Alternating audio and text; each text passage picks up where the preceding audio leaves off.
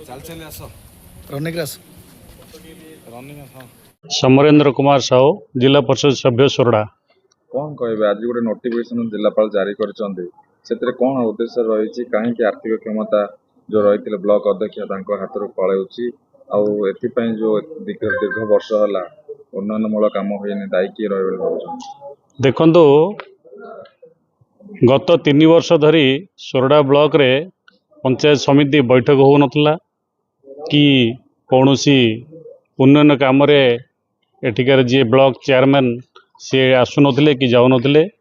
तत्कालीन आमर BDO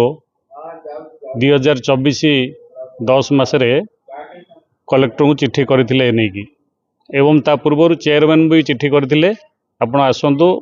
work visit करंतु काउंटर साइन करंतु लोकंकर पेमेंट दिंतु किंतु से ये सब कौन सी करनथिले।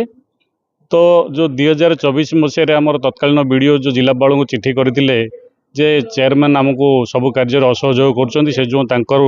आर्थिक जो क्षमता अच्छी प्रत्याहार करा जाऊ। जो दीर्घ 21 मास पर जिला प्रशासन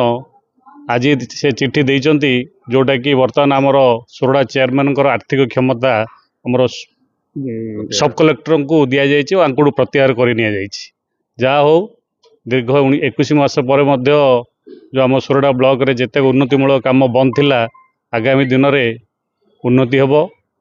एवं ओडिशा सरकार जो उन्नति पछरे आगेइचंती उन्नति आगु को जारी रहिबो। मास धरी जो सोरडा ब्लॉक रो उन्नतिमूलक काम पछकु पळैछि एथिपय केमते काबू दायी करिवे कोन कहबे। देखो आप तो प्रकृत दायी होचंती एठिकार जी अध्यक्ष थिले सी होचंती संपूर्ण दायी आउ जिला प्रशासन भी जो गोटे चिट्ठी कला पर भी दीर्घ 21 मास पर कले सी भी आप दायी रहिबे। चल चल आस तो आगामी दिन में आम ये जो सब को पछरे पकई आम काम करा हम बोली आशा कर। ब्लॉक अध्यक्ष जी थे साइबाणी मल्लिक हाथ वर्तमान समय विधिवत भाव में आर्थिक क्षमता प्रत्याहार कर बर्तमान प्रत्याहार करा गोटे बहुत आम सुखर दिन एवं आमर ब्लॉक पे एक सुखमय